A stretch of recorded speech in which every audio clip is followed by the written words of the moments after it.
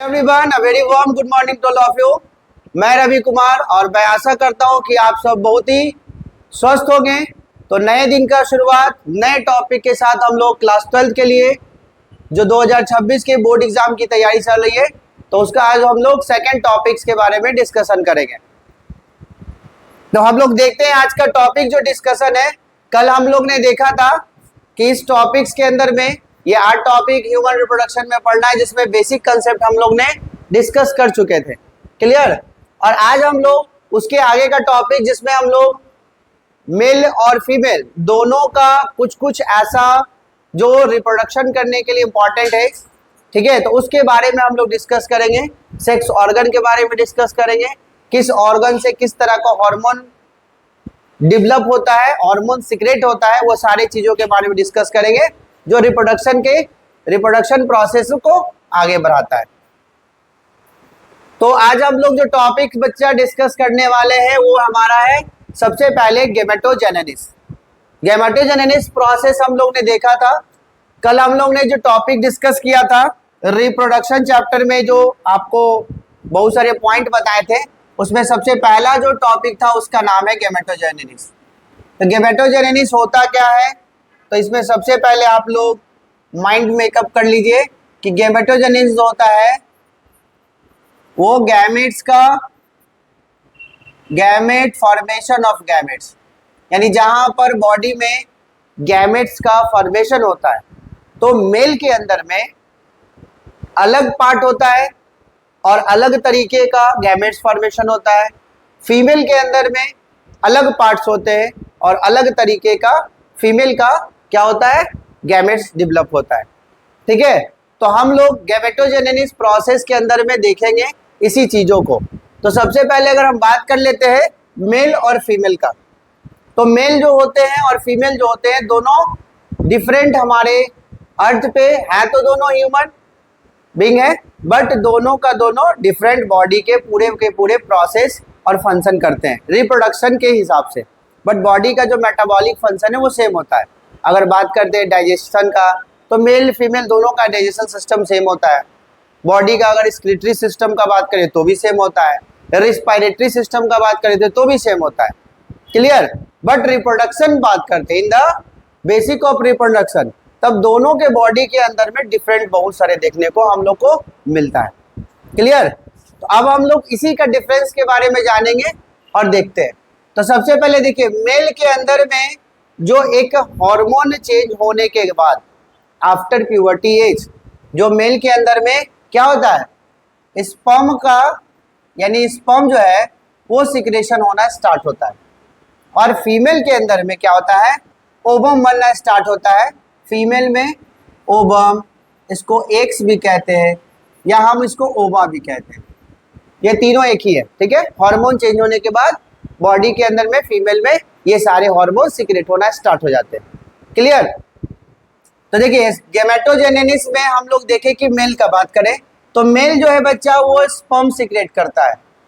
ठीक है, बॉडी में कुछ जो सेक्स ऑर्गन पार्ट है उससे, तो हम अभी देखेंगे कौन सा सेक्स ऑर्गन पार्ट है इस टॉपिक के बाद। तो देखिए, इसलिए स्पर्म का सिक्रेशन होता है मेल में, इसलिए इसका नाम रखा जाता है, इसका नाम होता है स्पर्मेटोजेनेसिस। क्लियर। स्पर्म का सिक्रेशन कर रहा है, इसलिए इसे हम क्या कहते हैं, स्पर्मेटोजेनेसिस कहते हैं। क्लियर। और इधर ओवम का सिक्रेशन करता है, इसलिए इसको हम लोग ओजोजेनेसिस कहते हैं। क्लियर हो गया। तो ओजोजेनेसिस किस में होगा, फीमेल में, और स्पर्मेटोजेनेसिस प्रोसेस किस में होगा, मेल में। अब आ जाइए, आपको पता है कि मेल के अंदर में स्पर्म का सिक्रेशन ही होता है, या formation of sperm in male, male ही में होता है, फीमेल में तो हो नहीं सकता। उसी तरीके से अगर हम इन दोनों के बीच में बात करें तो फॉर्मेशन ऑफ ओवन और एग और ओवा, ये किस में होता है, फीमेल में होता है। क्लियर। सेकंड पॉइंट अगर हम बात करते हैं, sperm are form throughout the life.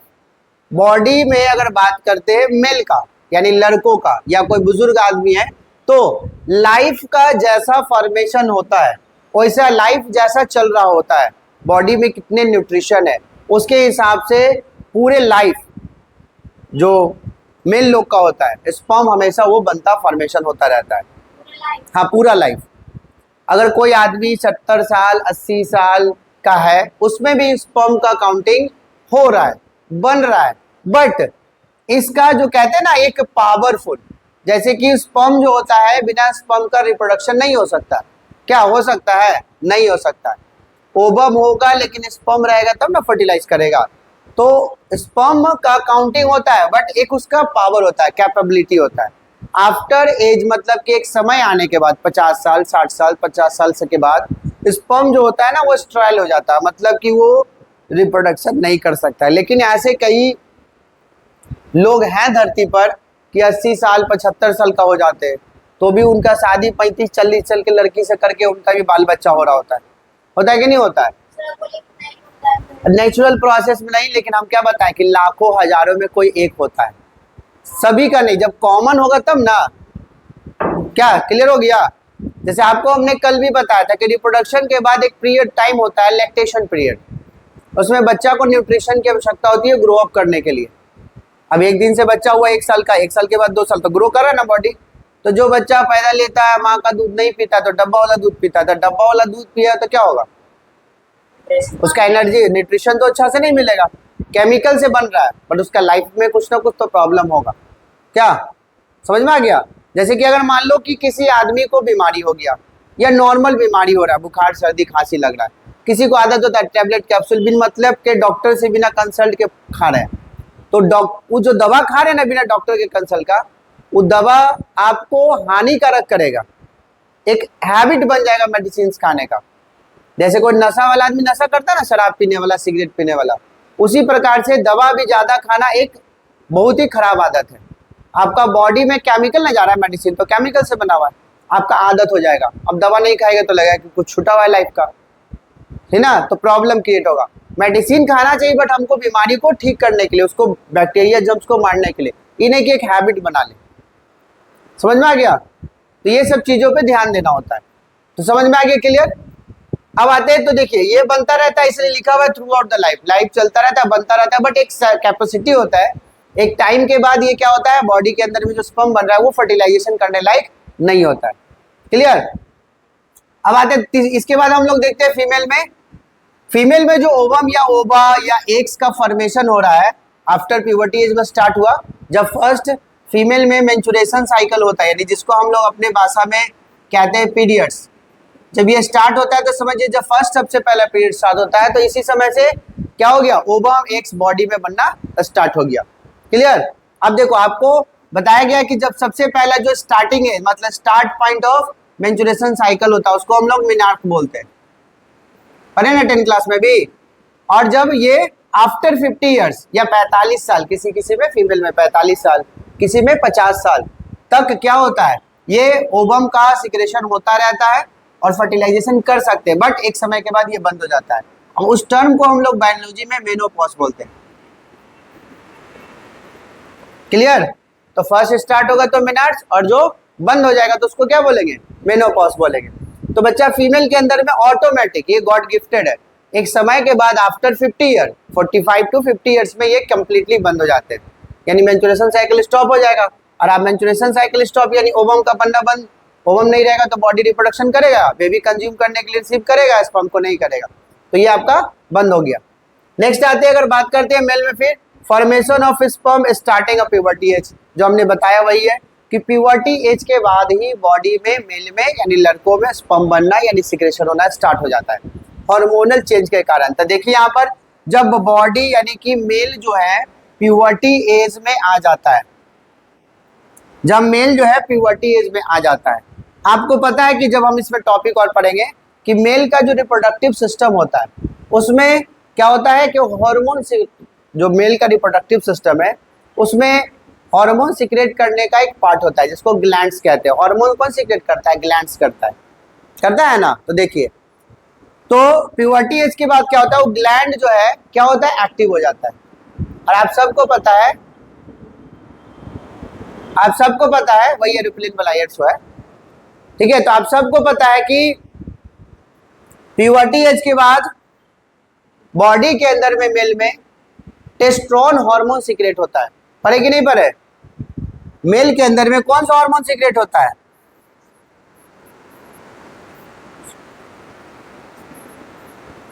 Testosterone hormone secrete होता है। यही टेस्टोस्टेरोन हार्मोन क्या करता है, मेल के अंदर में स्पर्म का धीरे धीरे काउंटिंग यानी सेल्स ग्रो करता है।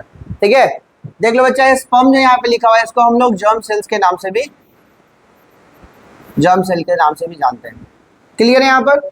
उसी तरीके से फीमेल का जो एम्ब्रियोनिक लाइफ होता है, फेटल लाइफ, जिसको बोलते हैं बच्चा मेंस्ट्रुएशन साइकिल भी कहते हैं, जब स्टार्ट होगा तो उसमें ओवम ओवा का फॉर्मेशन स्टार्ट हो जाता है। और आपको पता है कि फीमेल के अंदर में एक हार्मोन होता है प्रोजेस्टेरोन। जब ये बॉडी के अंदर में बनेगा तो बॉडी में फीमेल का ओवम बहुत अच्छे से सीक्रेट होंगे। जितना ज्यादा प्रोजेस्टेरोन हार्मोन बनेगा उतना फीमेल के अंदर में हार्मोन भी अच्छे से ओवम ओवा या एग सीक्रेट होते हैं और बॉडी के अंदर में बहुत ही अच्छे से हेल्दी बॉडी बना के रखता है। क्लियर, यहाँ तक क्लियर हो गया। तो हम लोग ने यहाँ पे अच्छे से देख लिए कि गेमेटोजेनेसिस में क्या होता है और गेमेटोजेनेसिस मेल और फीमेल किस प्रकार से अपने बॉडी के अंदर में with the help of hormone, with the time के मदद से एक समय के बाद प्यूबर्टी एज के बाद स्पर्म मेल में और फीमेल में ओवम बनता है, एक समय के बाद स्टॉप होता है और इस मेल में स्टेराइल हो जाता है।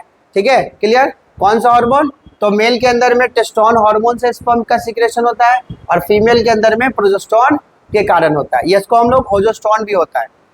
ओगोजेनेसिस जो होता है फीमेल में प्रोसेस और स्पर्मेटोजेनेसिस मेल के अंदर प्रोसेस। क्लियर। चलिए इसके बाद हम लोग नेक्स्ट पॉइंट का बात करते हैं।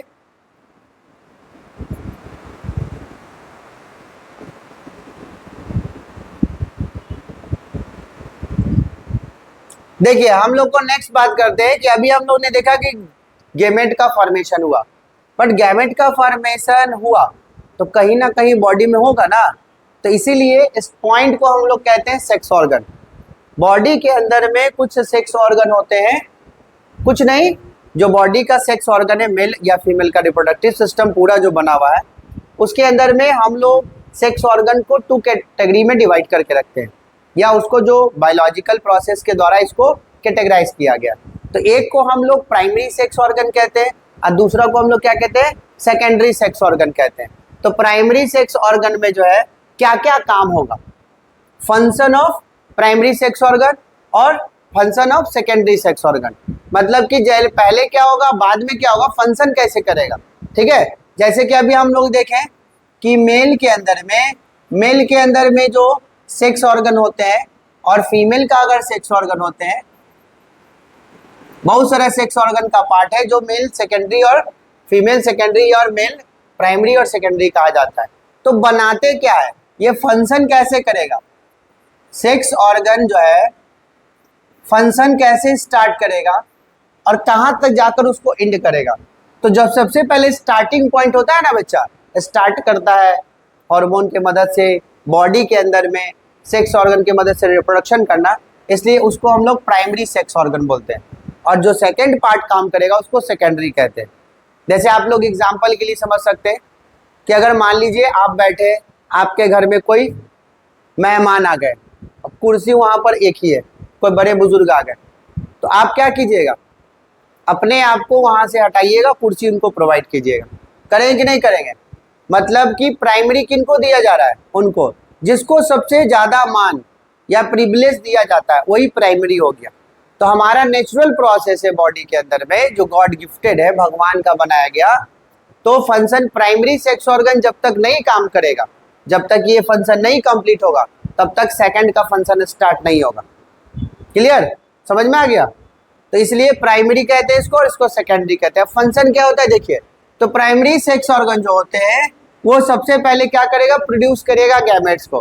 क्या करेगा, प्रोड्यूस गैमेट्स प्रोड्यूस करेगा, क्योंकि बिना गैमेट्स का क्या किसी तरह का बेबी रिप्रोडक्शन होगा, रिप्रोडक्शन प्रोसेस अकरिंग करेगा कहीं पर, जब तक गैमेटे नहीं होगा तो प्रोडक्शन नहीं होगा। क्लियर। अब क्या हो, आदमी का मान लो किसी का शादी ब्याह हो गया, ठीक है, दोनों के बीच में इंटरकोर्स हो रहा है, बट दोनों के अंदर में या किसी एक के अंदर में, मेल या फीमेल किसी में, मान लो किसी मेल का स्पर्म जो है वो उस तरीके का कैपेसिटी नहीं रखता है कि ओवम को जाके फर्टिलाइज कर सके, बात समझे, या ओवम खींच को उसको फर्टिलाइज कर सके, कैपेसिटी नहीं है। वो जाने के बाद क्या कर रहा है, यूट्रस बॉल के पास जाते जाते वो मर जा रहा है सारा सेल्स, स्पर्म का सेल, तो फर्टिलाइजेशन होगा नहीं होगा। तो कहने का मतलब गैमेट बनेगा तब ना फर्टिलाइज होगा, और गैमेट भी होना चाहिए कैसा, पावरफुल, डोमिनेंट रखना चाहिए अपने पास कैपेसिटी। क्लियर? जैसे इसके लिए आप एक फिल्म भी देख सकते हैं इस चीज को समझने के लिए। गुड न्यूज फिल्म देखे हो ना? गुड न्यूज फिल्म में आप लोग देखे होंगे जो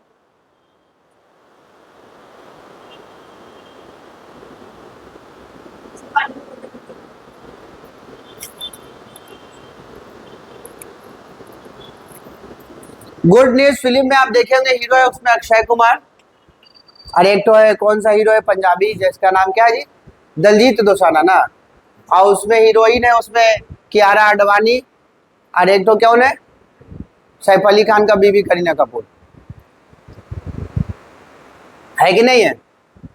उसमें आप देखें दोनों के बीच में जो वो फिल्म 3 घंटे का दिखाया गया उसमें दोनों क्या होते हैं, हस्बैंड वाइफ होते हैं। अक्षय कुमार की वाइफ करीना कपूर और Kiara Advani wife, husband wife किसकी होती है? उसका दलजीत दोसाना का। उसमें देखते हैं दोनों का शादी के बाद जो है ना, लाइफ के बाद बेबी रिप्रोडक्शन नहीं होता है, बेबी रिप्रोड्यूस नहीं करता है, बेबी ऑफ स्प्रिंग बॉर्न नहीं कर पा रहा है। क्यों? क्योंकि दोनों के अंदर में जो मेल है उसमें कुछ प्रॉब्लम है, तो प्रोसेस किया जाता है आईवीएफ। नेचुरल प्रोसेस तो भगवान बना है, बट ये मेडिकल साइंस इतना आगे हो गया कि आईवीएफ प्रोसेस को क्या किया, इनोवेशन किया। समझ में आ गया? तो आप उसमें देखे होंगे कि जो प्राइमरी सेक्स ऑर्गन होता है अक्षय कुमार फिल्म में जो दिखाया गया है, उसका बॉडी में जो सेल जाता है ना एट इंटरकोर्स के बाद, जो सेल का स्पर्म सेल जो बॉडी में इंटर करता है तो उस बॉल तक पहुंचते पहुंचते वो डेड हो जाता है। अब जब मर जाएगा तो फर्टिलाइज कैसे होगा, यानी कैपेसिटी उसके पास नहीं है। तो इसलिए प्राइमरी सेक्स सबसे पहले, तो प्राइमरी सेक्स में क्या करेगा बच्चा, गैमेट्स का सबसे पहले फॉर्मेशन करेगा। गैमेट्स क्या अभी बताए थे ना पहले, मेल के अंदर में स्पर्म और फीमेल के अंदर में ओवम, एग या ओवा, ये गैमेट्स बनेंगे। तो ये प्राइमरी सेक्स ऑर्गन से, और क्या कहते हैं, प्रोड्यूस सेक्स हार्मोन। बॉडी में जितना ज्यादा फीमेल में जिस हार्मोन की आवश्यकता है, यानी प्रोजेस्टेरोन बनेगा तो फीमेल में ओवम का सिक्रेशन होगा, मेल के अंदर में अगर टेस्टोस्टेरोन हार्मोन बनेगा तब जाकर ज्यादा से ज्यादा स्पर्म बनेगा। क्लियर?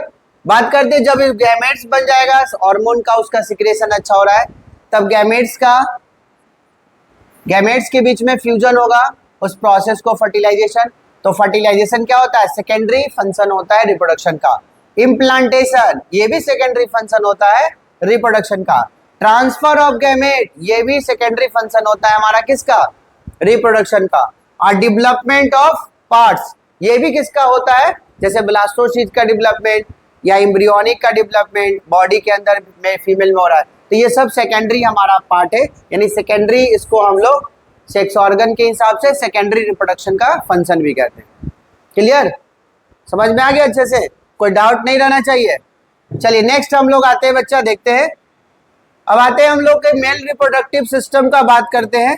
तब आपको फिगर भी दिखाएंगे, ठीक है? पहले आप फिगर देख लीजिए।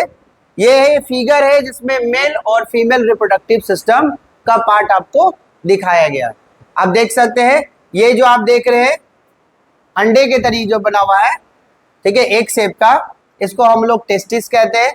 नाम समझ लो, उसके बाद पार्ट देखेंगे कौन सेकेंडरी पार्ट सेक्स ऑर्गन है, कौन प्राइमरी है। तो ये टेस्टिस जो है, या इसके बाद स्क्वाट्रम पार्ट है, ये यूरेथ्रा है, ये वॉस डिफरेंस है, ये पेनिस है, ये सब मेल के अंदर में होता है। सेमिकल वेसल्स हो गया, प्रोस्टेट ग्लैंड हो गया। क्लियर? इसी तरीके से फीमेल में अगर बात करते हैं तो ये सर्वेक्स हो गया, ये वजाइना पार्ट हो गया, ये ओवरी हो गया, ये फ्लॉपियन ट्यूब हो गया, ये यूट्रस पार्ट हो गया। ठीक है? ये फीमेल का रिप्रोडक्टिव सिस्टम का पार्ट है, जो ये फीमेल में पाए जाते हैं और ये मेल में पाया जाता है। देखिए, तो इसमें बहुत सारा सेक्स ऑर्गन पार्ट मेल और फीमेल दोनों का सेकेंडरी सेक्स ऑर्गन पार्ट है, और कुछ पार्ट जो होते हैं वो प्राइमरी सेक्स ऑर्गन पार्ट होते हैं, दोनों में, मेल में भी और फीमेल में भी। तो हम लोग उसको डिफ्रेंशिएट करेंगे। तो सबसे पहले हम लोग जान लेंगे कि मेल रिप्रोडक्टिव सिस्टम जो है उसमें कौन कौन से पार्ट्स प्राइमरी सेक्स ऑर्गन में जानते हैं और सेकेंडरी कौन सा होता है, और कैसे कैसे कौन काम करता है। क्लियर? उसके पहले और भी हम इसमें पॉइंट है जो कुछ चीजों को आपको दिखाएंगे। यहाँ पर क्लियर हो गया? तो अलग देखिए, अभी सब क्लियर हम करेंगे। फिगर जो देख रहे हैं ना उसको वन बाय वन समझेंगे। पहले हम लोग प्राइमरी और सेकेंडरी को डिफ्रेंशिएट कर लेते हैं, तब ना समझ में आएगा कि पहले कौन काम कर रहा है, सेकंड बाद में कौन काम करेगा क्या। तो इसलिए हम लोग आ जाइए आप देखिए इधर।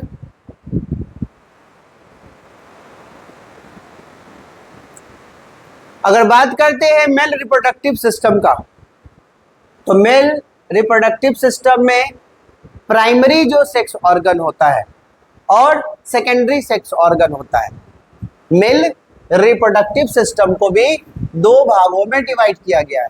तो पहला जो होता है जिसको बच्चा हम लोग प्राइमरी सेक्स ऑर्गन मेल के अंदर में, और सेकेंडरी सेक्स ऑर्गन जो है वो कौन सा होता है, ठीक है।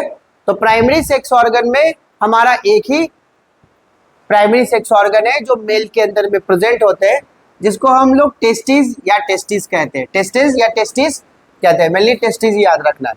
जो अभी हम एग का शेप का बताया था ना पिक्चर में, वही टेस्टिस पार्ट है, क्योंकि उसी जगह पर स्पर्म क्या होगा, सीक्रेट होके बनेगा, जमा वहीं पर होगा, ठीक है। इसलिए उस पार्ट का नाम रखा गया टेस्टिस।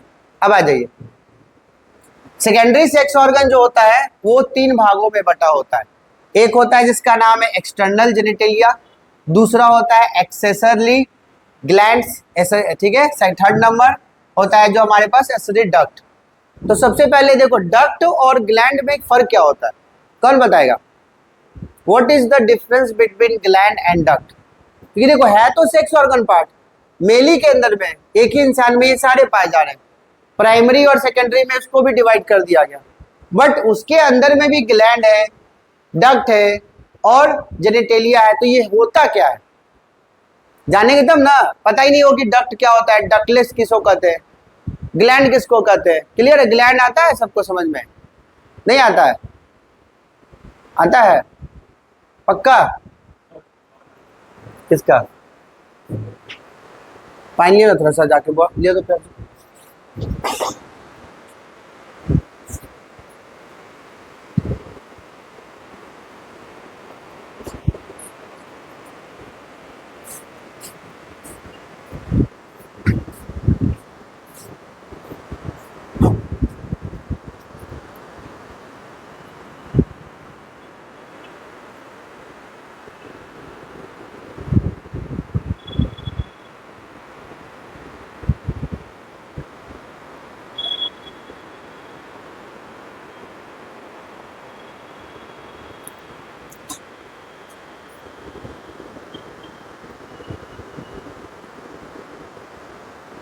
पूछना है तुम लोगों ने?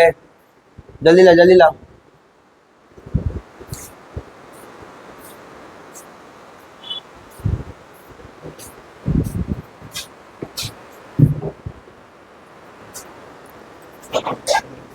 सब बचवा लोग, लड़का लोग को रिप्रोडक्शन चैप्टर पढ़ने में बड़ी मन लगता है ना मन सबको।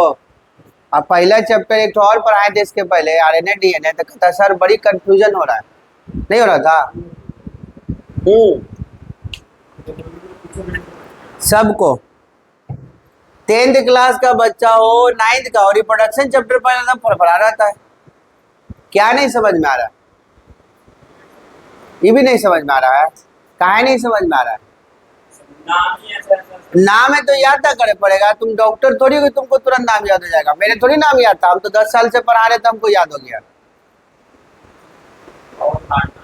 हार्ड नाम तो होता ही है। शरीर जब हमारा बॉडी भगवान बनाए इतना कॉम्प्लेक्स, तो नाम भी तो कॉम्प्लिकेटेड होगा, नहीं होगा?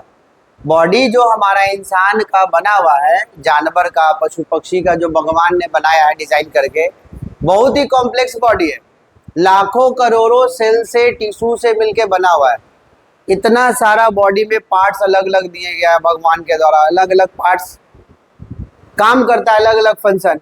तो कॉम्प्लिकेटेड बॉडी है, कॉम्प्लिकेट्स बॉडी हमारा, तो कॉम्प्लिकेटेड नाम भी होगा, है कि नहीं? बॉडी कॉम्प्लेक्स है, पहले ही से हम लोग पढ़ चुके हैं। क्या बच्चा लोग? ऐसा ही बहुत बच्चा कोई डॉक्टर नहीं बन जाता है। पता है ना कि धरती के जो भगवान होते हैं वो डॉक्टरे कहलाते हैं। काहे कहलाते हैं? अपना जीवन का 5 साल, 7 साल, 8 साल लगाते हैं, तब जाके एक बेहतरीन डॉक्टर बनते हैं। क्या बच्चा? डॉक्टर कोई मजाक थोड़ी है। आप देखे होंगे बहुत बार ऐसा कुछ समय होता है इंसिडेंट कि किसी आदमी का तबीयत अगर खराब हो जाता है, बहुत ज़्यादा वो अगर बीमार हो जाता है, कितनों गरीब से गरीब घर का क्यों ना हो, उस इंसान को बचाने के लिए वो बहुत सारा पैसा खर्च कर देता है, कहीं से कर्ज लेके, घर मकान बेच के भी नहीं कर देता है। और डॉक्टर पे भरोसा करते हैं कि वो बचा देगा। यानी भगवान तो हम लोग को धरती पे, उनके बिना तो हम लोग जन्म ले नहीं सकते, है ना। रिप्रोडक्शन करने के लिए तो प्रोसेस इंसान का जरूरत है, बट उनके बिना जिंदा नहीं रह सकते। उसी तरीके से जीवन को जब एक समय खराब हो रहा है, जब स्टेज खराब चल रहा है, तो भगवान के बाद जो है डॉक्टर उस बॉडी के फंक्शन को सही करने में हमारा मदद करता है। ऐसी नाम नहीं समझ में आता है तो पढ़ना पड़ेगा, घर पे बैठ के प्रैक्टिस करना पड़ेगा, तब समझ में आएगा। समझ में आ गया? दो चार चार पॉइंट को याद कीजिए, इसलिए चार्ट बना के एक माइंड मैप के कि आप नाम देखो याद हो जाए। समझ में आ गया? और नहीं तो फिर प्रैक्टिकल करना है तो देखो भाई कोई डॉक्टर उक्टर दोस्त है पकड़ो, उससे पूछो भाई पार्ट दिखाओ, नाम लिख लिख के। ऐसा तो बॉडी पे नाम थोड़ी लिखा हुआ है, डॉक्टर ने नाम को डिफाइन किया और तब आमने बुक के ऊपर में पिक्चर बना के लिख दिया। ऐसा थोड़ी है मेल रिप्रोडक्टिव सिस्टम और मेरे पास भी है तो पूरा बॉडी पे नाम थोड़ी लिखा हुआ है। आपको समझना पड़ेगा, नहीं समझिएगा तो बहुत दिक्कत होगा। हाँ तो समझना पड़ता है ना बुआ, वही तो हम भी समझा रहे। कोई भी बच्चा पैदा लेते ही माँ के पेट में रहता है तो सीख के नहीं आता, जन्म के बाद धीरे धीरे सीखना पड़ता है। तुम चाह लेगा कि मैंने सीखना है तो पक्का सीख लेगा, चाह लेगा कि नहीं सीखेगा तो कभी नहीं सीखेगा। कभी ऐसा कोई कोई बच्चा होता है जो हम लोग से भेंट होता है, कहता है कि सर आपका ताकत दे दे सिखा के मैंने दिखा दीजिए। वो बच्चा का सीखना ही नहीं चाहता तो उसको क्या सिखाएंगे हम। अब बच्चा कमजोर है कोई दिक्कत नहीं है, लेकिन उसका ललक है, उसमें मन है कि हम सर सीखेंगे। अब 10 लाइन सीखेंगे तो 5 तो उसको सिखा देंगे। क्लियर हो गया? पढ़ो घर पे बैठ के समझ में आ जाएगा। चलो तो हम लोग आते हैं अपने टॉपिक पे। तो हम लोग जो मेल का रिप्रोडक्टिव सिस्टम में प्राइमरी और सेकेंडरी का बात करें तो प्राइमरी में देखें कि टेस्टिस जो होता है वो प्राइमरी सेक्स ऑर्गन पार्ट है मेल का, और सेकेंडरी सेक्स ऑर्गन पार्ट जो होता है एक्सटर्नल और ग्लैंड और डक्ट। पहले हम लोग ग्लैंड डक्ट को क्लियर कर लेते हैं, ठीक है। तो ग्लैंड होता क्या है बच्चा? देखिए यहाँ पे जो ग्लैंड लिखा हुआ है और यहाँ डक्ट लिखा हुआ है, बहुत ही दम इजी वे में आपको बता रहे, ध्यान कर लेना।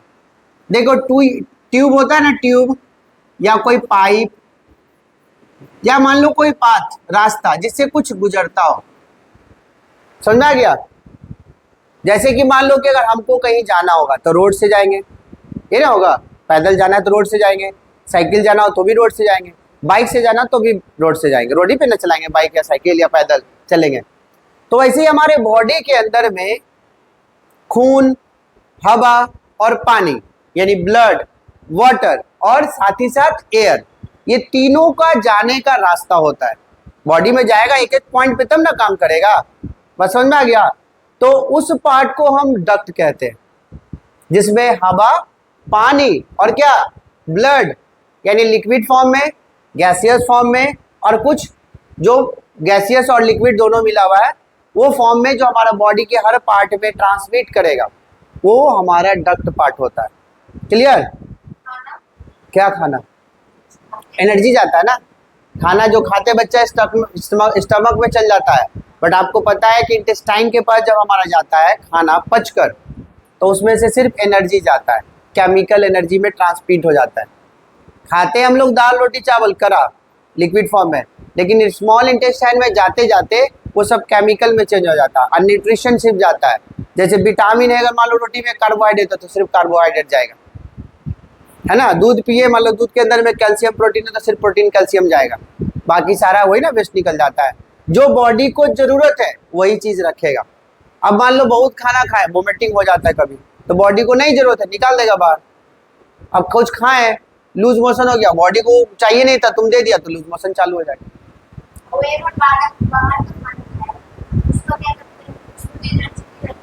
नहीं, ऐसा कुछ नहीं है। जो भी कुछ आप खाते हैं, बाहर का खाते हैं, घर का खाते हैं, शादी ब्याह में खाते हैं, कोई से छीन के खाते हैं, सब खाना में एनर्जी होता है। किसी में कुछ ज्यादा होगा, किसी में कम होगा। अब घर का खाना खाइएगा तो हाइजेनिक फूड होता है, मतलब कि धूल धक्कर से बचाओ। घर में हम लोग ढाँक फूक के रखते हैं, अच्छे से बनाते हैं, साफ सुथरा से। बाहर में हो सकता है कि अब खा रहे हैं, ओपन पूरा फूड रखा हुआ है, उस पर जर्म्स बैक्टीरिया बैठा, खाइएगा तो फूड पॉइजन हो जाएगा। गंदा धूल बैठा होगा, जो हाथ जैसा बना हाथ से छू रहा होगा, नाक में हाथ डाला होगा, कभी खाना छू दिया होगा, नहीं होता है। फुचका उचका वाला के नहीं देखा है? पुचका लोग नहीं देखा गोलगप्पा जो बेचता है, मुस्कान मुंह छुपा रही है। अरे नीचे जब क्लास था ना, पहले नीचे नीचे था ना हॉल में उधर, तो कभी कभी फ्री रहे बैठे तो उधर बालकोनी पे खड़ा हो गए, पुचका का ठेला कितना लगा रोड पे। हाँ, अब गर्मी के दिन एकदम बेचारा पसीना से अकबक रहता है, परेशान रहता है। अब वो पोछ रहा है, कभी तौलिया से मुंह पोछ रहा है, कभी पोछ रहा है, कभी इन्ने नोच रहा है, कभी ऐसे कर लिया, कभी ऐसे।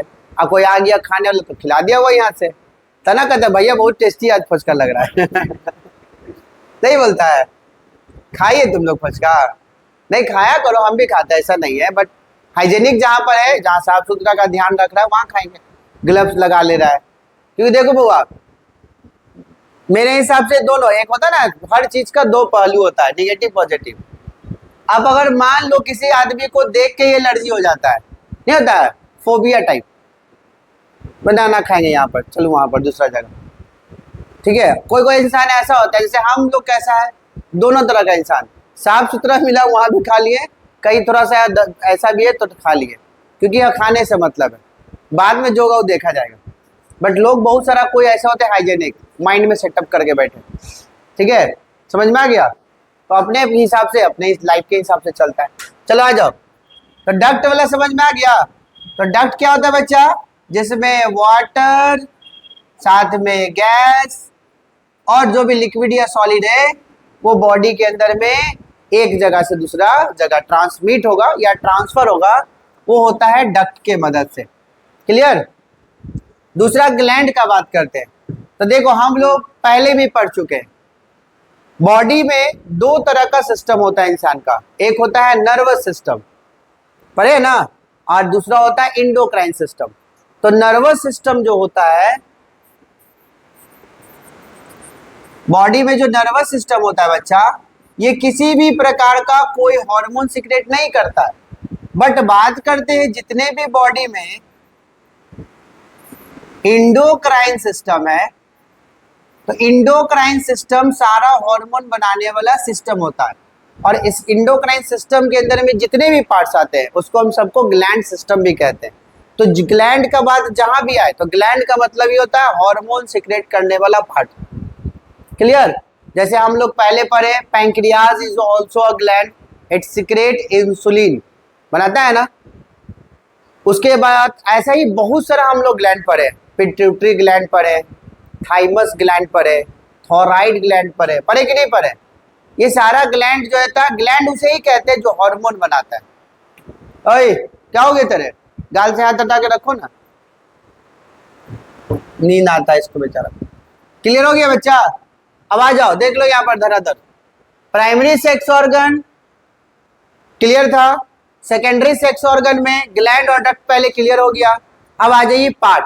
तो देखो एक्सटर्नल जेनिटेलिया का बात करते हैं। एक्सटर्नल मींस क्या होता है, बाहरी परत, बाहर का लेयर होता है ना बच्चा। एक्सटर्नल मींस बाहर, इंटरनल मतलब अंदर। तो ये दोनों जो है वो इंटरनल पार्ट होते हैं और ये एक्सटर्नल है।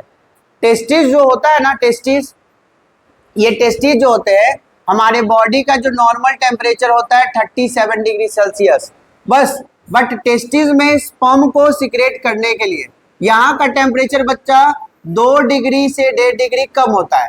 2 डिग्री सेल्सियस से 1.5 डिग्री टू 2 डिग्री सेल्सियस कम होना चाहिए, कहाँ, टेस्टिस का टेम्परेचर। इसीलिए टेस्टिस के ऊपर में एक भगवान ने गॉड गिफ्टेड स्क्वाट्रम पार्ट बनाया, एक्सटर्नल पार्ट है। ये बैग, जैसे कि मान लो कुछ बॉटल में से पानी भर के रखते, ठंडा रहता है, होता है ना, उसी तरीके से स्क्वाट्रम क्या है, एक लेयर होता है ऊपर का, जो बॉडी के टेम्परेचर से टेस्टिस का टेम्परेचर 2 डिग्री से 1.5 डिग्री कम करके रखता है। बॉडी का टेम्परेचर अगर 37 है तो टेस्टिस का टेम्परेचर यानी सेक्स ऑर्गन जो मिल का वहां का 35 या 35.5 रहेगा। क्योंकि अगर ज्यादा डिग्री टेम्परेचर, जैसे बोलते हैं ना गर्म ज्यादा दीजिएगा तो क्या होगा, जल जाएगा चीज, उसी तरीके से अगर टेम्परेचर बॉडी के कंपैरिजन में बराबर अगर हो जाए टेस्टिस का टेम्परेचर, तो स्पर्म वहां नहीं बनेगा। क्या होगा, एक तरह से अपने भाषा में कह सकते हैं जल जाएगा। जल जाएगा तो स्पर्म काउंट नहीं होगा, नहीं होगा तो रिप्रोडक्शन नहीं कर सकता है फिर वो। क्लियर। और उसी तरीके से एक पार्ट होता है पेनिस, ये भी एक्सटर्नल पार्ट है। जब इंटरकोर्स होता है तो पेनिस ही पार्ट से क्या होता है, at excitement type, at sex time, इसी से स्पर्म जो है वो रिलीज होगा बाहर की ओर और ओवम के साथ जाकर फर्टिलाइज करने के लिए वजाइना में ये इंजेक्ट हो जाएगा। क्लियर हो गया। तो इसलिए इसको एक्सटर्नल जेनिटेलिया बोलते हैं, बाहर की भाग। क्लियर। इसके बाद आ जाओ एसिडिक ग्लैंड। ग्लैंड में कौन कौन सा आता है? तो पहले seminal vesicles, prostate gland, bulbourethral क्या नाम है, बुल ब्योडरथल ग्लैंड, और जिसको काउपर्स भी बोलते हैं ग्लैंड, काउपर्स ग्लैंड बोलो या ग्लैंड बोलो, ये दोनों एक ही है। ग्लैंड बोलिए या काउपर्स ग्लैंड बोलिए, दोनों एक ही है। समझ में आ गया। तो ये हमारे पास seminal vesicles, prostate gland, Cowper's gland, ये सारे ग्लैंड है जो मेल रिप्रोडक्टिव में होते हैं। इस सारे को ग्लैंड मिलकर, ये सारे ग्लैंड मिलकर मेल के अंदर में स्पर्म को बनाने का हेल्प करते हैं। हार्मोन जब बनेगा तभी स्पर्म बनेगा, हार्मोन जब बनेगा तब स्पर्म बनेगा। तो हार्मोन बनाते हैं यही सारे ग्लैंड मिलकर। समझ में आ गया। इसके बाद बात करते हैं डक्ट का। अब जैसे बॉडी में स्पर्म ग्लैंड बनाने के लिए हार्मोन सीक्रेट कर दिया, तो टेस्टिस के पास पहुंचने के लिए रास्ता होना ना चाहिए, तो डक्ट का काम होगा, वहां से हार्मोन सीक्रेट करके टेस्टिस के पास जाते जाते स्पर्म में बदल जाएगा। जब एक्साइटमेंट टाइप होगा एट इंटरकोर्स टाइम, तो उस जगह टेस्टिस से स्पर्म निकल के पेनिस के थ्रू फिर बाहर आएगा। समझ में आ गया। तो ये सारा तो कहता है पहला जो डक्ट होता है जिसका नाम है मेल रिप्रोडक्टिव सिस्टम में वॉस डिफरेंस, दूसरा पार्ट जिसका नाम है एपिडेमिक्स, तीसरा होता है जिसको टेस्टिस लेकिन रेड टेस्टिस बोलते हैं, चौथा होता है यूरेथ्रा, पांचवा होता है वॉस, इफ्रेंटिया या एफ्रेंस भी बोलते हैं, और एजुकुलेटरी डक्ट। ये सारे डक्ट है बच्चा जिससे स्पर्म जो होंगे एट एक्साइटेड टाइम बाहर रिलीज होगा, और जब बॉडी के अंदर में जब हार्मोन बनाएगा सारा ग्लैंड, तो उस जगह पर भी पहुंचाया जाएगा। क्या होगा? स्पर्म को काउंट करके वहां पर बनता जाएगा। क्लियर। ये आप सबको अच्छे से समझ में आया? कोई दिक्कत? कोई दिक्कत नहीं, कोई प्रॉब्लम नहीं। क्लियर हो गया ना। तो देखिए इसके बाद हम लोग नेक्स्ट टॉपिक जो है कल क्लास में पढ़ेंगे। ठीक है। तो आज के लिए इतना ही। तो please subscribe, like and support the अभ्यास क्लासेस यूट्यूब चैनल। ठीक है।